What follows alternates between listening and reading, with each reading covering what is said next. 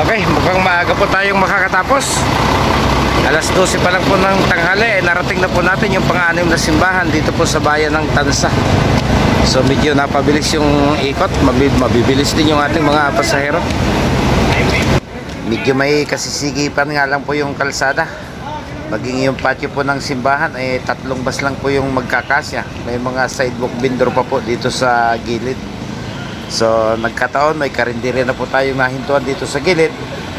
Kumain na rin po tayo at pagkatapos po natin kumain ay papasok po tayo dun sa loob ng kanilang simbahan para makita po ba natin kung anong mayroon mga kabihero.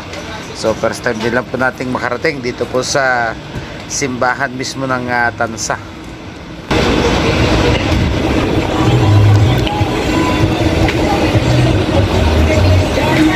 Bienvenidos peregrinos, Santuario Diocesano de San Agustin, Parroquia de Santa Cruz, Tansa, Cavite.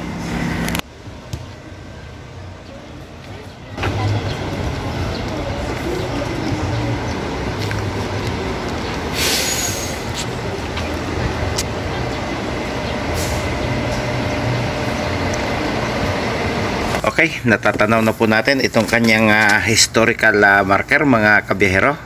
So basahin po natin. Organization of Revolutionary Government in the hall of the convent of Tansa on March 23, 1897 at about 8 o'clock in the evening, General Emilio Aguinaldo and General Mariano Trias took oaths in the assumed office as President and Vice President of the Revolutionary Government. General Artemio Ricarte was inducted into office as Generalissimo or Capitan General of the Revolutionary Forces in the same place about 1 o'clock the following morning.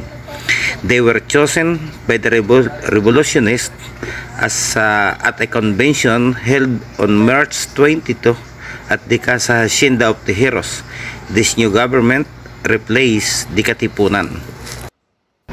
So pang-anim na po ito, yung pang-4 po at saka yung pang-5, yung Cavite City Cathedral at yung pong sa bayan ng Rosario ay napakasisiki po ng babaan ng pasahero, kung kaya't hindi po tayo pwedeng magtagal.